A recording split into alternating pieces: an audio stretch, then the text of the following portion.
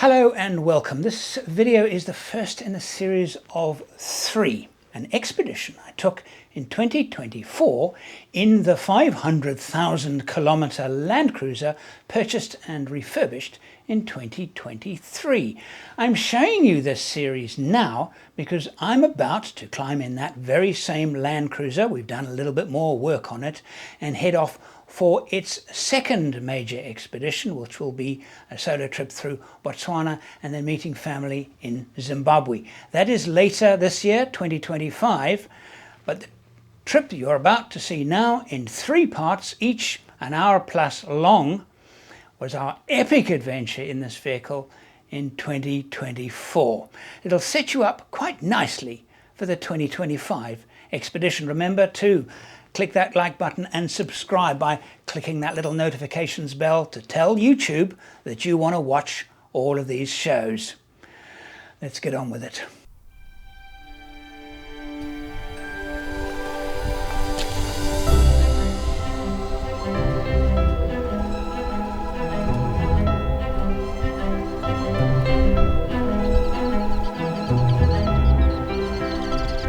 A year of buying, designing, fixing, building and equipping. I am finally on the open road with my refurbished 500,000 kilometer Land Cruiser. My Africa 2024 expedition starts here.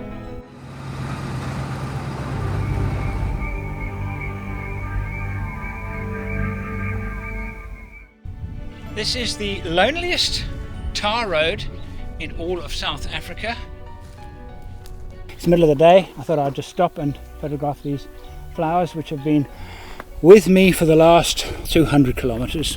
We're approaching Upington, which is a fairly large town, part of the Northern Cape, and then beyond north of Upington there's almost nothing until the Botswana border.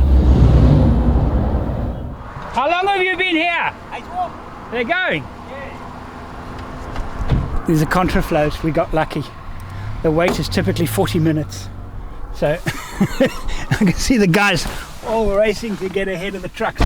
It might be the open road, but there is a lot of traffic, a lot of trucks and contraflow. Some of the trucks have come out, haven't waited, but most of them actually being quite polite about things. I got lucky.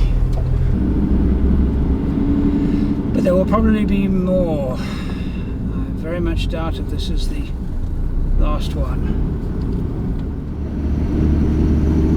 I'm going to do what the locals do. With my underpowered 1HZ engine, getting past trucks is its single biggest problem. It has no guts. That's when the engine is new. This one isn't new. Now you can see why this contraflow is a 40-minute wait.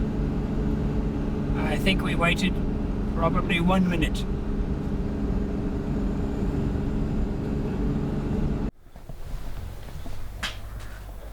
Oh, here it is. A little B&B in Calvinia. They'll lock these gates at night. One has to be very aware of security in situations like this, but they've said it's absolutely safe, and it's actually quite quaint. There's our little room, a TV sink, shower, bathroom.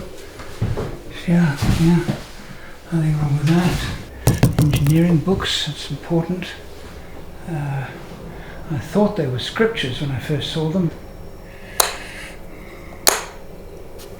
This area, which is called the Karoo, High Karoo,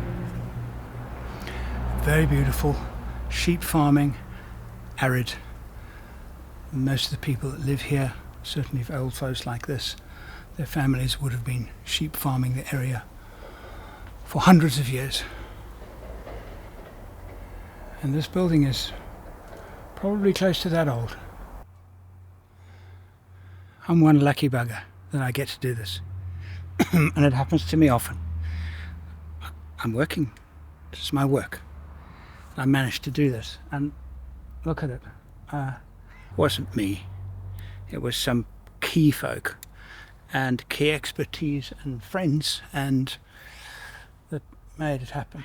I keep turning around, you know, that's that thing that I mention again and again and again, and I don't care if you're getting tired of it. When you set up your vehicle and you walk away from it and you look around and you go, what should I do now? That's what four-wheel driving is about.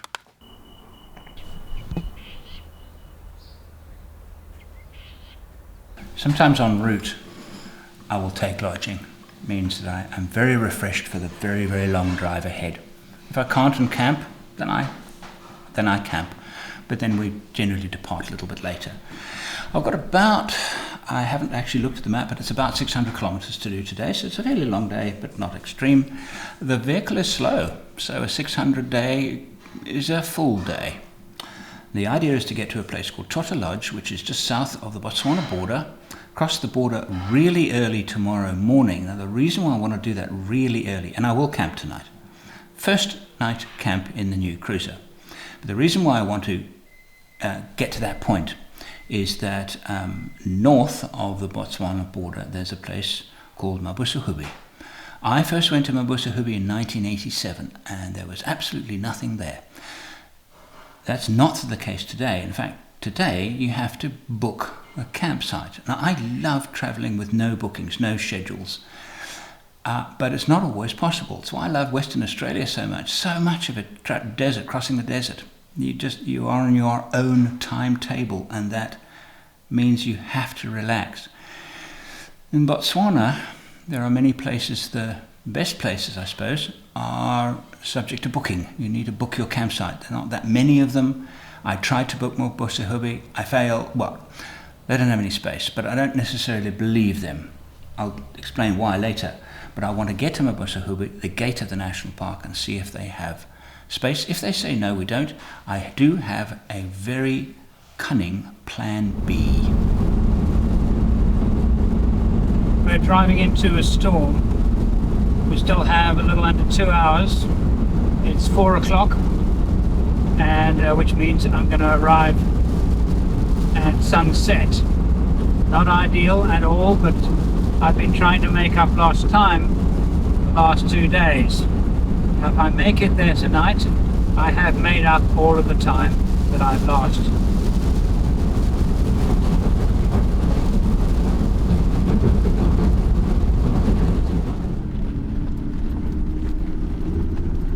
I decided to get off the road. It was just too dangerous. The storm was getting more severe.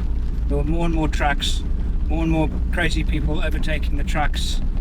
And at my average speed, I would arrive well after nightfall. I decided too dangerous.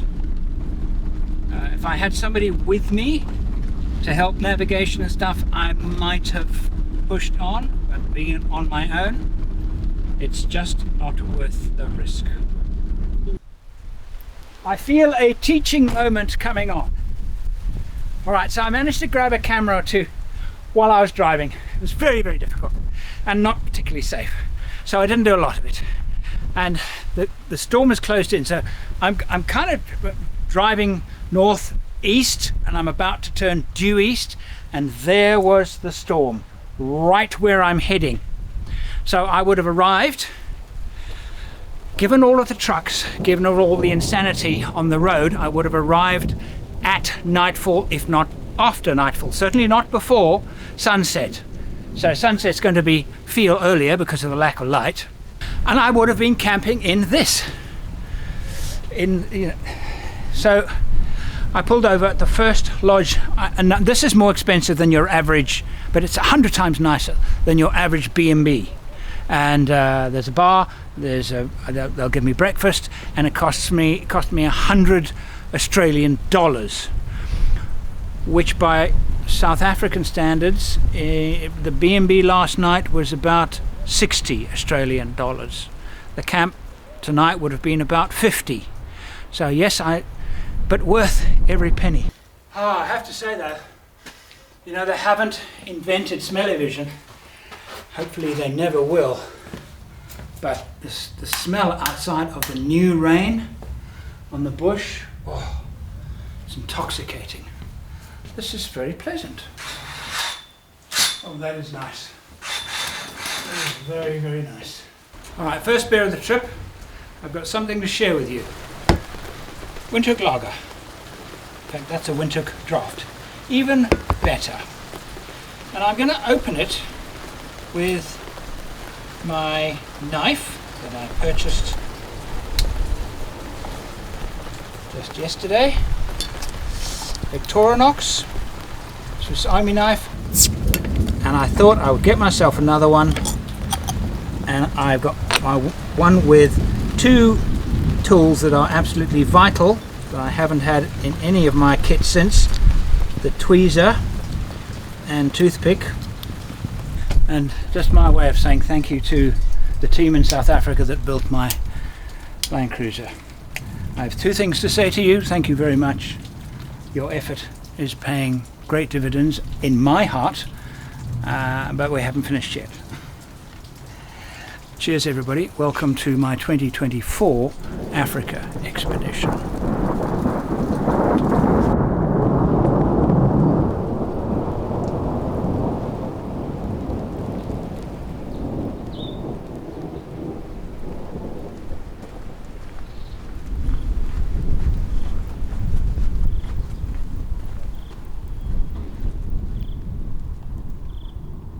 This is the road between Hotazel, which is a town called Hotazel, to the Botswana border at McCarthy's Rus, which is where we will cross into Botswana.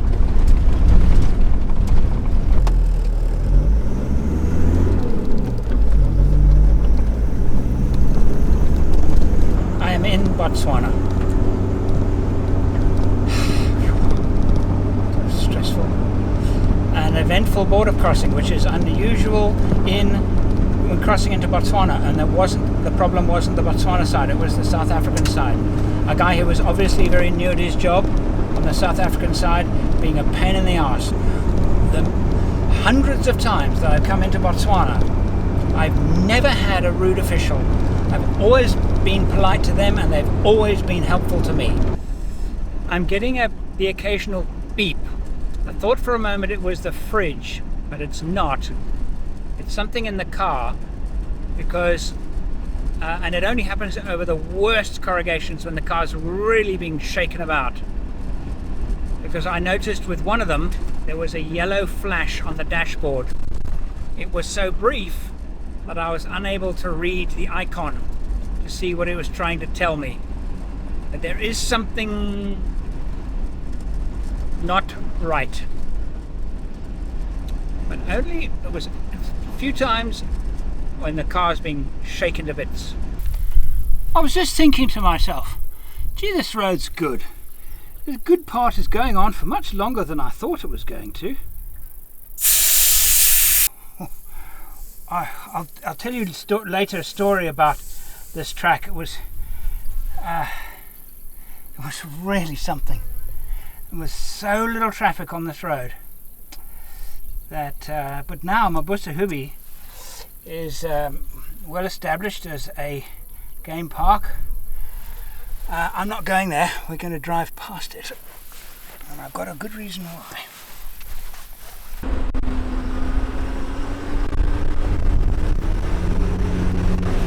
I want to show you something that is peculiar to the Kalahari. If you look out of the front windscreen, you will see that we appear to be going up a very slight slope.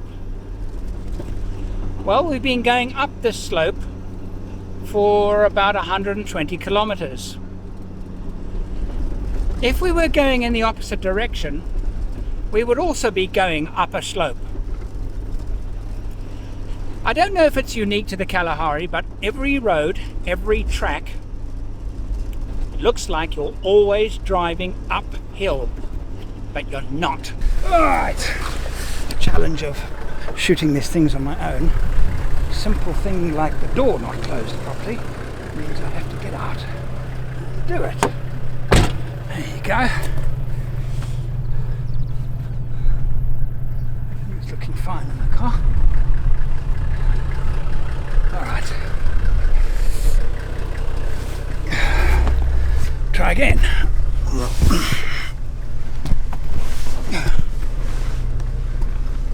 Right.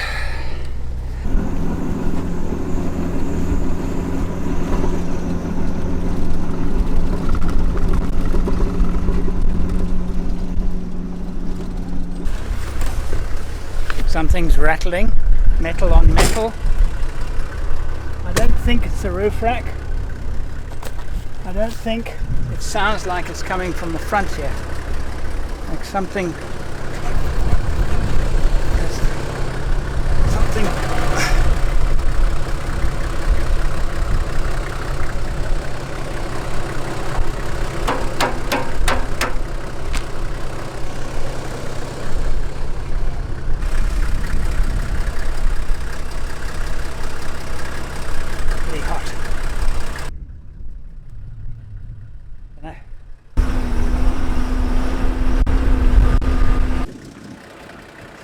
Right, it's 4 o'clock. But here is a track leading to and you can see it's a heavily grassed track. I'm going to need a grass net on my radiator if I'm going to take it, but I do have one in my car, and it is to this place here called Mokopong. There's the signpost there. So I don't want to go to Mokopong. What I want to do is find a remote campsite, and I'm going to drive that way until I see a nice clearing, and I'm going to set up my camp.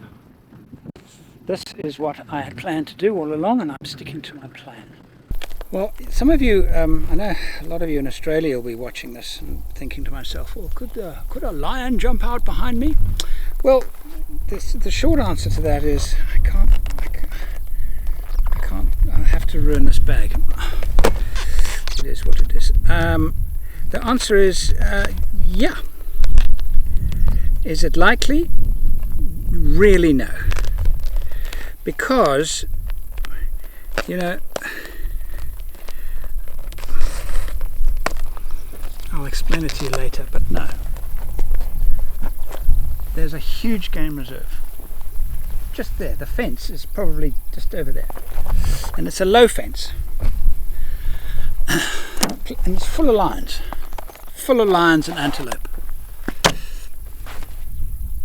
But no.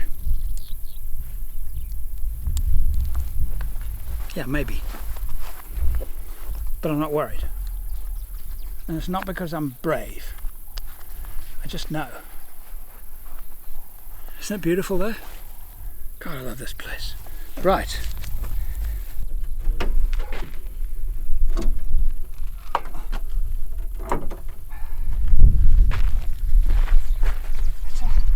Because underneath, of course, it's going to rub on the grass and probably get damaged, but anyway. The Kalahari to me is my default place. If I think about doing a trip, no matter where in the world, my mind will immediately jump to, I could just go to the Kalahari. Go to America, or to the Kalahari. Maybe I should go up through Namibia, or to the Kalahari. Out back Western Australia, or to the Kalahari. It's a bit like a drug. You've had it once, it's difficult to let go. And that is why I built this Land Cruiser. There are no campsites down there.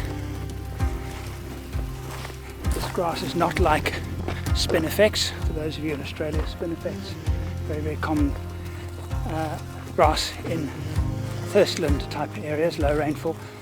They've had an enormous amount of rainfall here. It's normally not green, it's normally yellow. And so they've had so much rain that that's why everything is looking incredibly lush, and why the game animals will be scattered. There will be very few areas where water is not easily available, and that causes the game to scatter over a wide area. But what we're going to do is we're going to try and find a campsite. We're going to go up and over that rise over there. So what I was saying was that I'm going to continue on this track until I perhaps see a rise, look for the first open, clear area to set up my camp. There's something over there, clearing. This looks perfect, but I don't have anybody to walk with me, walk in front of the car, so I'm going to have to do it myself, and I'm going to do it slowly and very, very carefully. The biggest dangers are Mopani stumps that'll go straight through a tyre, and aardvark holes. If I fall into one of those, I could get really stuck.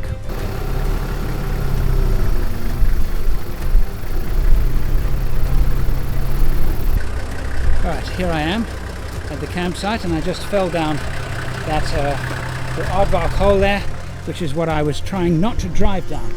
So I'm going to find myself a nice spot here. I need to just level the car somewhere. I think here. Whew, I'm in need of a beer.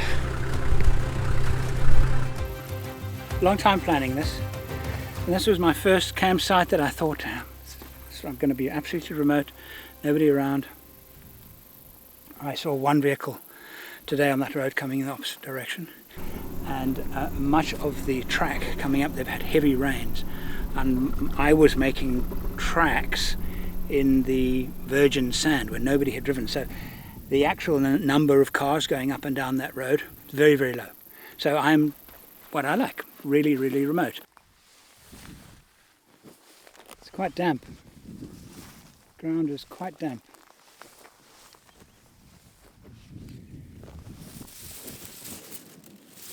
It's quite damp.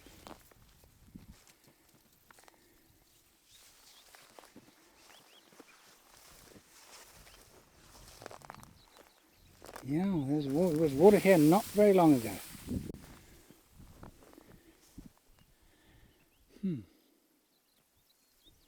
Well, if there was water here, see it's dried there. If there was water here now, we would see animals. Although we're probably a little bit too close, they would become very, very skittish with our presence here because we're a little bit too close. But there's no water there. No drinkable water there. Specifically for troop carrier, no roof conversion. But I kind of know that, I mean, that roof conversion is just the dog's bollocks. It really is. And I'm not just talking about the three that I've had, which is Alucab, which was the first one, then Alu Innovations, and now, and I haven't even camped with it yet, the very interesting Headspace Australian. The other two are South African. But I miss it because, well, on the top of the roof rack is the bedroll, and in the back I've got all my bedding. The great thing about any kind of rooftop tent, really, it's actually, if I think about rooftop tents, those that are quick to pack and close up, there's that convenience, but they all have the advantage of you don't have to worry about your bedding. Your bedding stays in the tent. You will be seeing me during this trip wearing this. It is called a kokoi. It is East African in origin, I think. And I wore one of these and a t-shirt almost every evening of my life during 1991, which was the year that Gwyn and I ran Delta Camp. And the story surrounding Delta Camp is, of course, the award-winning, I'm very proud to say, book called Torn Trousers, which is available on Amazon in print and digital form. The security that I'm carrying is this here. It's a very, very powerful torch, and it gives me a concentrated beam, extreme brightness, and extreme range.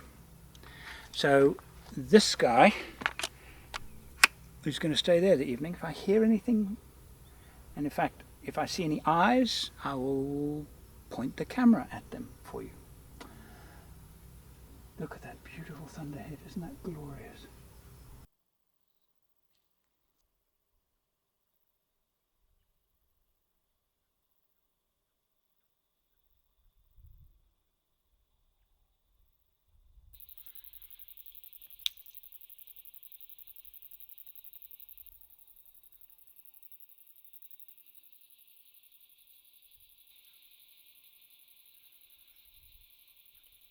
Okay, how are we doing here? This kitchen is not working, but it's getting better. This, of course, is the first night's camp, so I kind of keep going, oh, but I just remember it's the first time. Okay, there you go, nice knife. First time I'm camping, so how can I expect it to be fantastic? I can't expect it to be fantastic. Well, I'm going to show you that little light a little later. Got a sweet little thing. Cute is the word. So, excuse me a minute. Okay, so I've got nobody else to talk to. Of course, you are the only thing. See, I noticed this. See this? The wrong angle. That needs to be like that. I can't do anything about it now, so I'm going to have to live with it for now. Tomorrow, I'm hoping to actually spend a lot of time in camp fixing stuff. I use these Sony cameras because they are, I mean, it is pretty dark outside, and look how nice this all looks. They are so good. I'm not sponsored by Sony. I'd love a sponsorship, please. Their cameras have this remarkable ability to work in low light, and I was fortunate enough to be able to spend some money on some new cameras before this trip. It's always nice to be able to do that. And I'm going to make something very challenging. Toasted rolls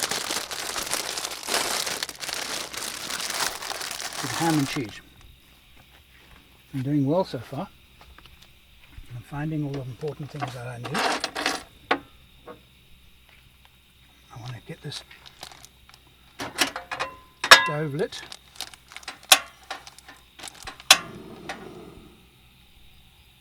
Now the stove is one of these really cheap, I was going to say cheap and nasty, they're really cheap.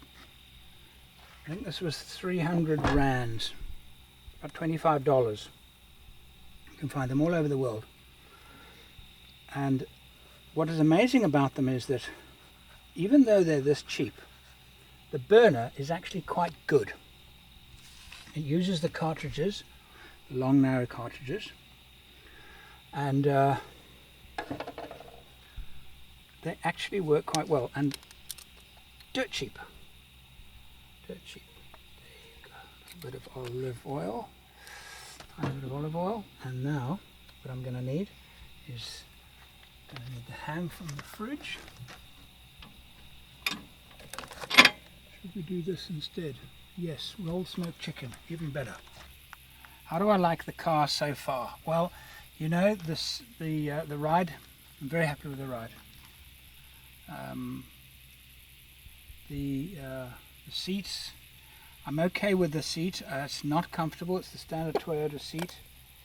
It's my back is taking a bit of a hammering, but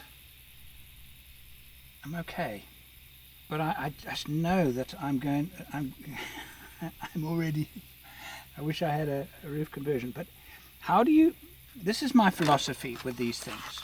I know I have a very big audience, and you guys, I like the idea that I can be the guinea pig. I don't mind being the guinea pig. It's fun being the guinea pig. Hell, I get to come to places like this where there's nothing. There's the Southern Cross there. I should change the angle of the camera so you can see the Southern Cross. There it is there. See the cross there? Two pointers. Pointers are hanging, pointing this way, and the stars. The cross is lying on its side. The loneliness part of, I call it benign insanity. generally doesn't strike until about 3 days of being utterly remote. So I'm not feeling that way at all. I'm feeling quite. I actually haven't unwound yet. I haven't actually. I'm still quite from just a whole week of such stress.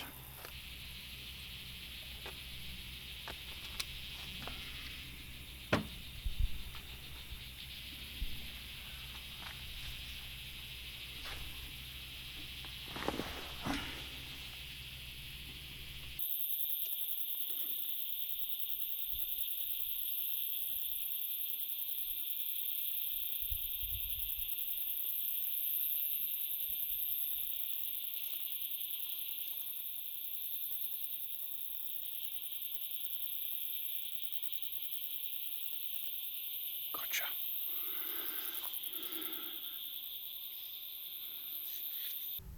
Right, these are my sleeping quarters. I can't really sit up. I can roll over quite easily. It's not a bad bed. I don't think it's going to be a cozy night, but it'll be a reasonable night. I don't have any means of protecting myself from mosquitoes, and I have one sliding window that slides open. The other latch down windows cannot be unlatched from the inside, so I just have the one sliding window which is actually open at the moment. So I'm going to turn off this light. I'm going to make it red because having it white, it might attract some mosquitoes. There are not a lot of mosquitoes about, so I think I'll be okay. But I need a solution. I can, if necessary, take the grill net that we used today to protect the radiator from grass seeds, and I can do something. That's all I've actually got with me that'll work. And the other thing is that I have 2 fridges buzzing in my ears. When you're on top of a roof thing, you don't hear the fridges. It's very rare that you hear the fridges. Oh well. Good night. Well, good morning to you. I had one of the most glorious mornings I've had in the bush for, not ever, but it's gonna count on the top 10. This is how I woke up. Well, good morning to you. It's 4 o'clock in the morning, and as you can hear, it has started to rain. I actually was woken about an hour ago with the clap of thunder around us. I got out thinking I had packed everything away, but I know me. I had packed everything away with the exception of my boots that were sitting on the back little table there, about to get filled with water. So, well, this is an unexpected turn of events. I'm just going to sit here and enjoy the sound of the rain. I think we'll be okay.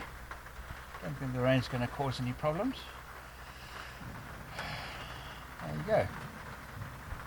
So much for afternoon thunder showers.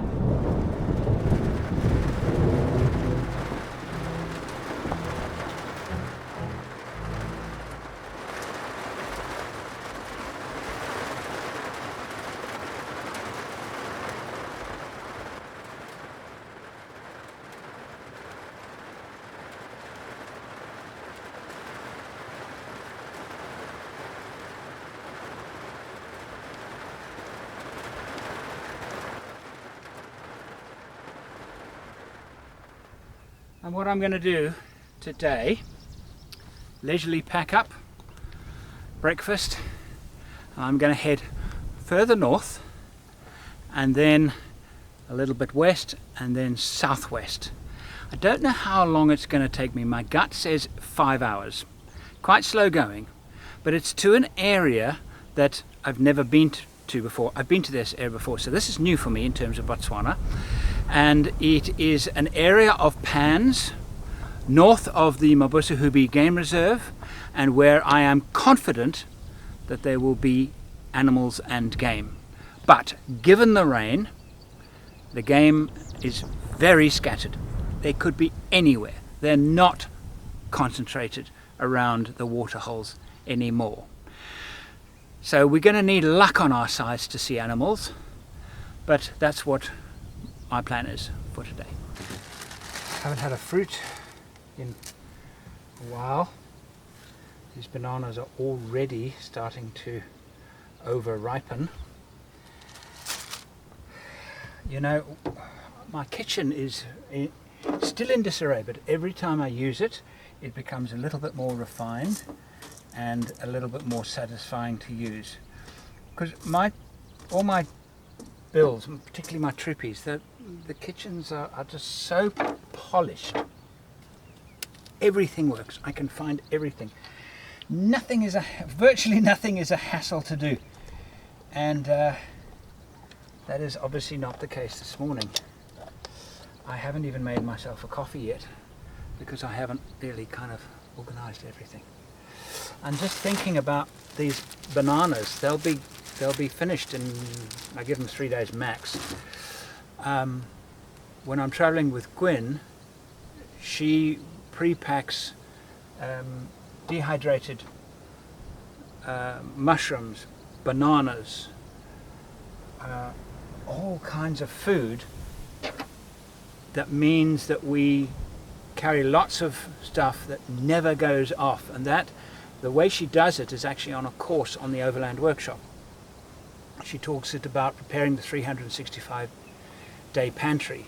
It is an amazing tool, not just for traveling, but if you wanted to create a larder, food larder of non or semi-non perishable foodstuffs in your home to store a certain amount of food, then the course she's done is for you. It's actually amazing what she can do, and the meals she can make with the food is fantastic. Sometimes the flavors even stronger. Mushrooms, for example, the flavor is so strong. Tomatoes, you put that in a stew. Rehydrating takes a couple of minutes, I mean, not long at all. So, and it saves a huge amount on space and weight. It's wonderful. So those bananas will be dead in 3 days, whereas if I was with Gwyn, we would have sufficient bananas in the car for our entire trip, taking up that much space for the entire trip. The last thing is to take the max tracks that I've used to level the car and attach them back into their bracket. I'm heading off now to find a campsite that I want to spend a couple of days at. I need to work on the car to get the camping system working better.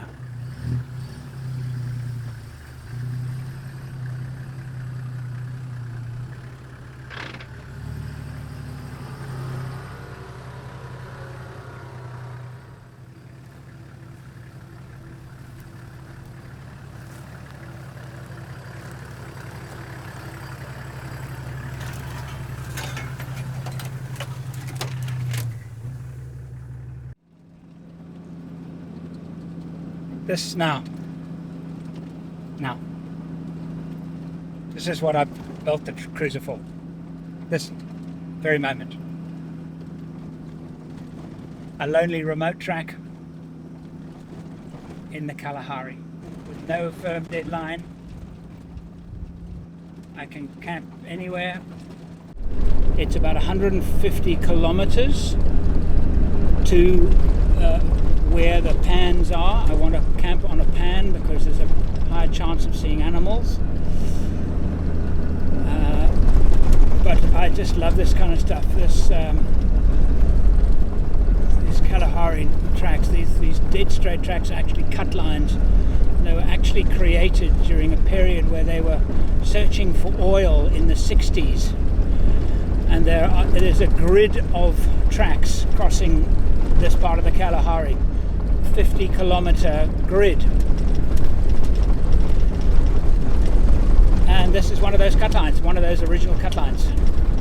And it's just a magnificent country, a magnificent thing to be doing on a magnificent day. Just taking a quick break to admire the clouds. The Kalahari is famous for its cloud formations. These are the dozens of cloud streets running north-south, and we've been cutting underneath them for the last hour. The going this morning has been easy, been really nice. A few places it's rough and a few places it's soft, but actually really easy going. Getting a little bit more wildlife, a lot of antelope and more birds. And we're about 1/3 along the northern boundary of the Kalahari Transfrontier Park. All right, let's get back. I reckon good 3 hours.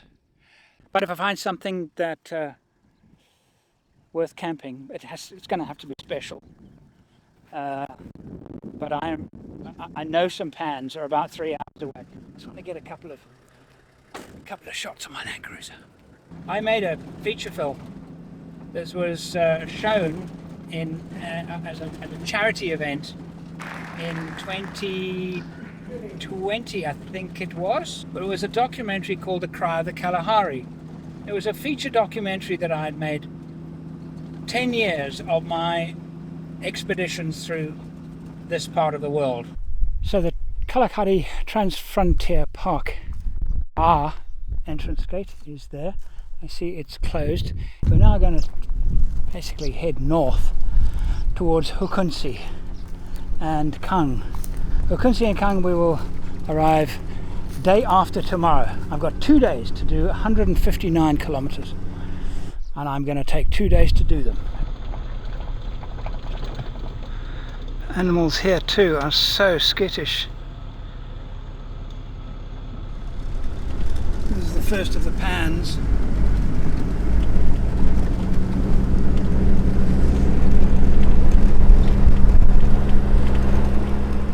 People who do drive on the pan make me mad, make me angry, because they spoil it for everybody else. This pan is beautiful. So all the gemsbok, dozens of them over there, they're all running away. They're so skittish. But I was thinking that I might actually camp here overlooking the pan, and then the animals will come back if I'm quiet. But I was thinking that I should actually come and, if I could find a flat spot. Well, decided not to. Decided that I'm going to drive further and just look.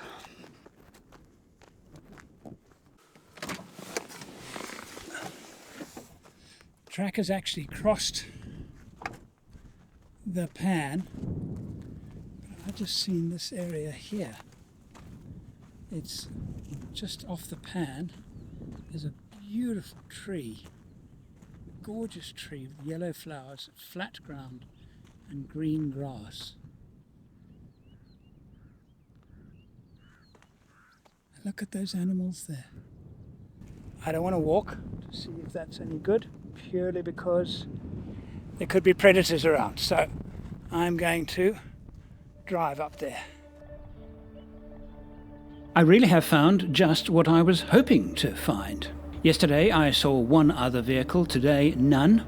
I am completely alone, and it's fairly unlikely that in the next 2 days that I will spend here that I will see another person. Just how I like it. Second nice camp in the Troopy.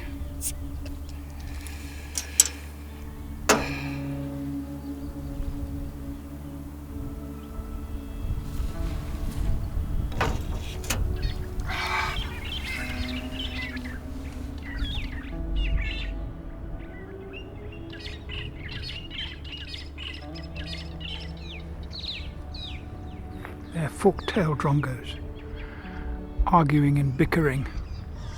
I don't think I'm going to be able to get any on camera. I'm very, very grateful now that the wind is starting to die down.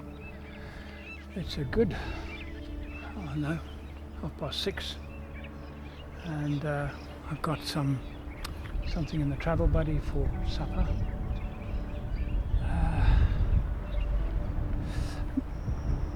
Benign insanity hasn't struck yet.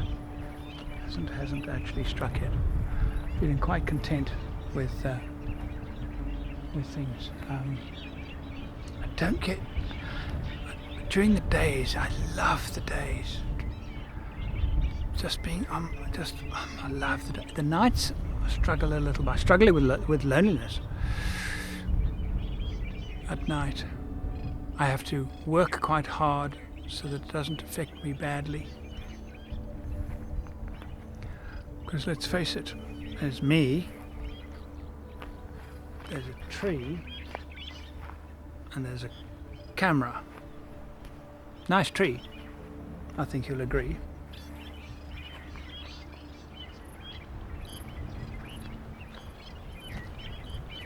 There's a lot of game tracks. A lot. There's a Gemsbok coming through here. Once the plan service, that's Gemsbok.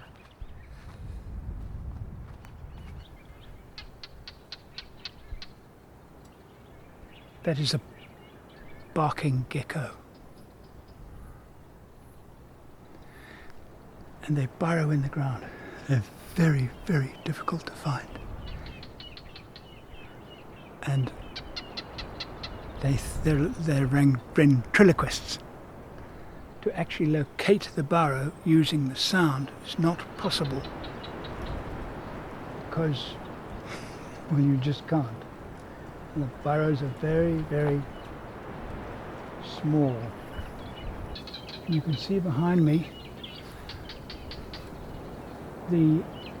all of the springbok are now slowly walking across the pan in that direction over there.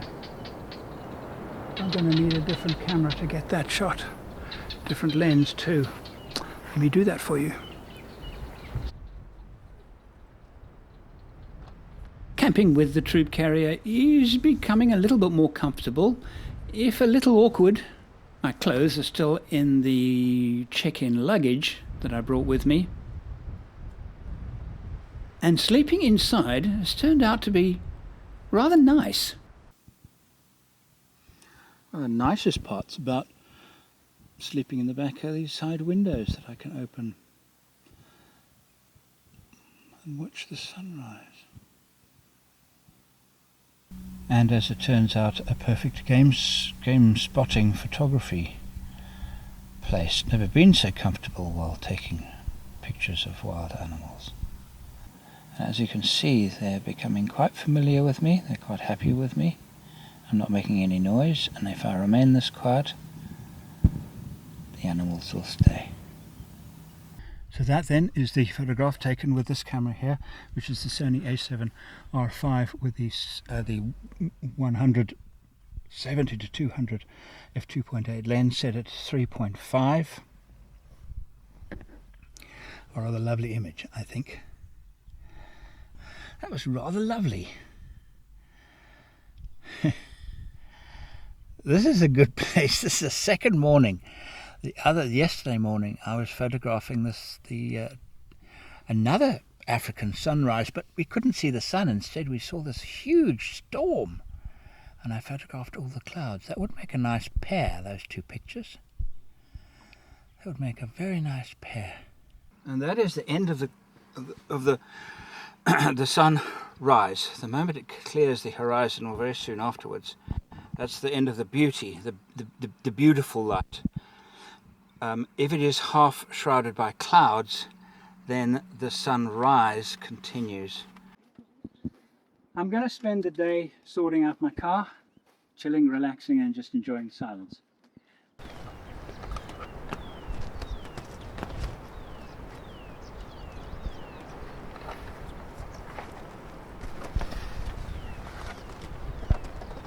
I have bought myself a couple of these on eBay, kind of a bit of guesswork really, I want to be able to pack some here for general camp stuff. I had this cutlery roll made in a place near Somerset West, in a place called Strand, last year when I was here. I cannot find a cutlery roll that anybody makes and markets that's right.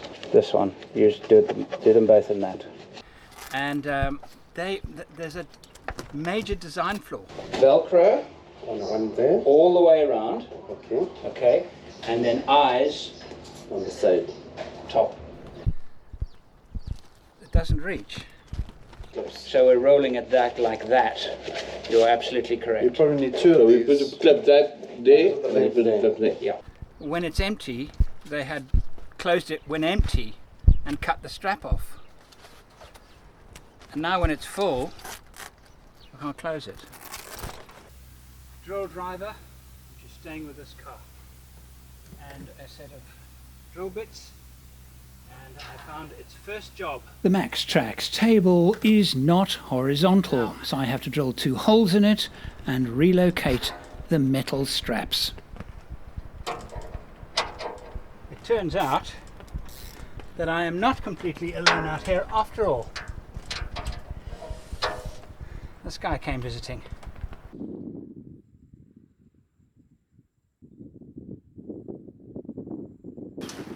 I'm making notes of all of the things that I need changing.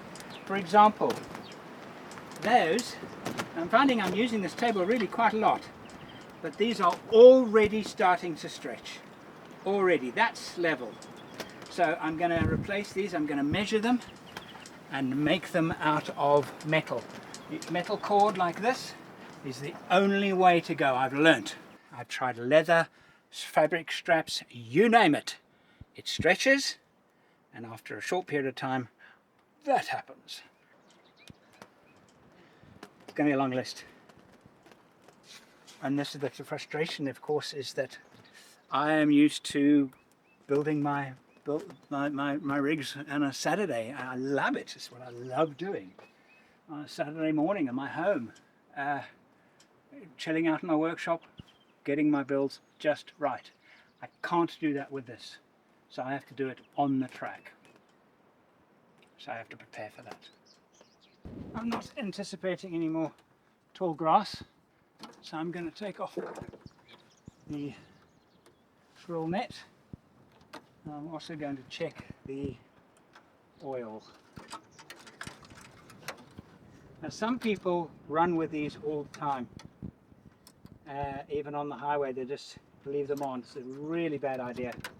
Your engine needs a full flow of air straight into the radiator to be able to cool itself sufficiently under high power settings. So the idea that you should leave it on all the time, really bad idea, especially with turbocharged engines. And you get very high cylinder head temperatures and cook your turbocharger. I will find the bag for that and pack it away. And while I'm here, I'm going to check the oil, but I do want to do a full inspection. I'm going to do a full inspection of the car today. But, so if I know if I need to get out oil or not. All right.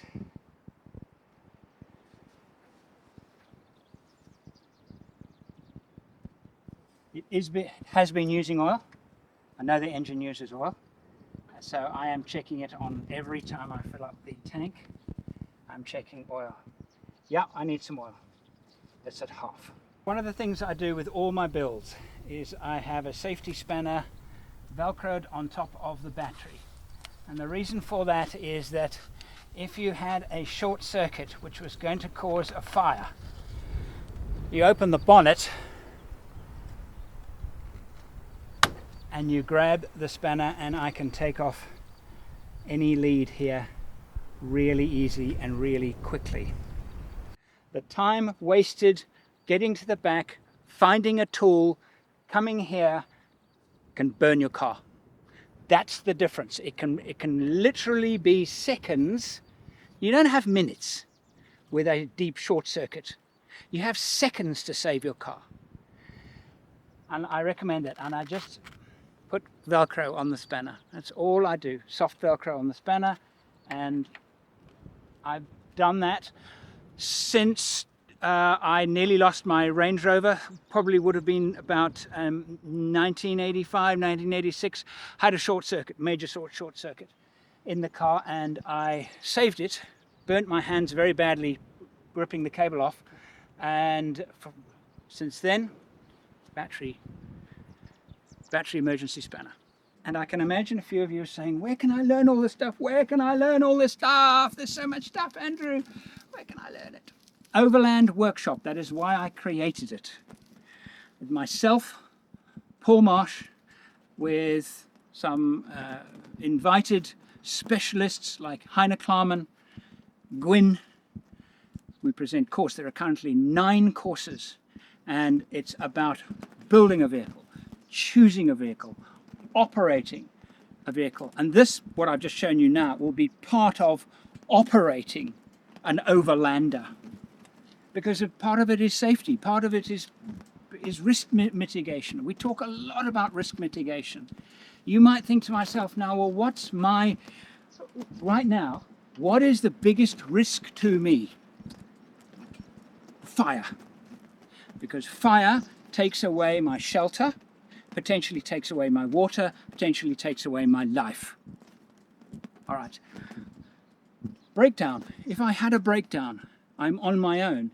What part of the car would leave me completely stranded? Yes, a major engine failure would leave me completely stranded, and then what would I do?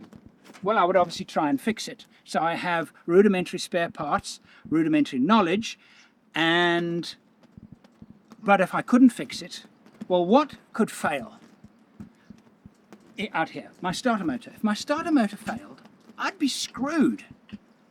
If it completely failed, I'd be screwed. I would have to get on my sat phone. So I'm carrying a sat phone. I've done trips like this where I've actually carried, and I've decided to take the risk because I wanted to feel what it was like to be completely isolated from the world. That was for me a personal journey. Now I take a sat phone. So in an emergency, I got a sat phone. What would I do with that sat phone? Ask for help. It would be several days getting here. So several days. What does several days mean? I have shelter. I have a solar system to rejuvenate my battery power. If I can't run the engine, can't charge the battery, I have a solar backup system. I've got 200 amp hour in this vehicle. I won't need my solar for this. I'm staying here just one night. I won't need to. I've got plenty to run the car, warm my water for a shower, etc. Run my fridges and lights. What happens if I had to stay here for 5 days, 6 days? Food? What about food? I have got enough food to keep me sustained in this car now for 2 weeks. I won't need that for 2 weeks. I've got water for at least 2 weeks, 3 weeks. Plenty of water. So risk mitigation. It's all on the Overland Workshop. So you might be thinking, oh, you're taking a big risk. No, I'm not taking a big risk because I understand what the risks are. And if you understand what the risks are, then the risk, there's still a risk. Yes, of course there's risk. I'm not a risk-averse human. So I sorted the battery out. It was a little bit loose. Some of the battery terminals had become slightly loose. Only a little bit, mind you, but I have had an absolutely lovely day. Not a lot of animals, in fact very few, from 10 or 11 this morning. Absolutely nothing, just a few little beetles and things, very few insects, few birds. I expected more birds. There are some birds. This area is free camping. Well, it's actually not free. It's one of the few places in Botswana where you can reach solitude like this and have a fair chance of having nobody around, or certainly if you are going to see other people, they're going to be far, far away. But not unlike in Australia, the community is saying, hey, would you like to support us? You're coming and enjoying this place. We would like to charge a small fee. Now, on the way in, there was a sign saying, you need to pay a fee to enter this area. And it's at a town that we will pass through tomorrow, and I will go and pay for 2 nights camping. But this is a rare thing, to be able to find a place like this that they don't charge very, very high park fees. And typically in African countries, the national parks is where the big game is. And that is true even here. I'm seeing game, but I'm not seeing big game. But the big game could get here, but the standing water where they congregate is not here, so we're not seeing the big game. Mabusahube is renowned for its population of lions, and I wanted to go there, couldn't. They said they had no space, but also on consideration, if there were a lot of lions around and I'm on my own, is that a risk worth taking? See, if you've got two people keeping their ears and eyes open. You've got one person to do something. If you suddenly now have to get in the vehicle, there are 2 of you to manage stuff. Whereas now it's just me. And so perhaps camping, knowing that there are lots of lions there, I don't know. It might have actually been very difficult for me to do anything, because if the lions are close by, you don't walk around your camp. You hide in your vehicle. And there are a lot of lions in Mabua. Anyway, so it's been a fantastic. Isn't that beautiful? Look at that colour. Now, isn't it interesting though? The colour is not the same as it is in Australia. It's different.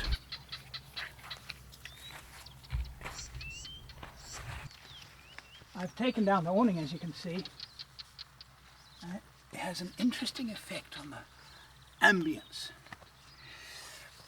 It's because the roof, it doesn't just provide shade, it provides shelter, imaginary shelter from the sky.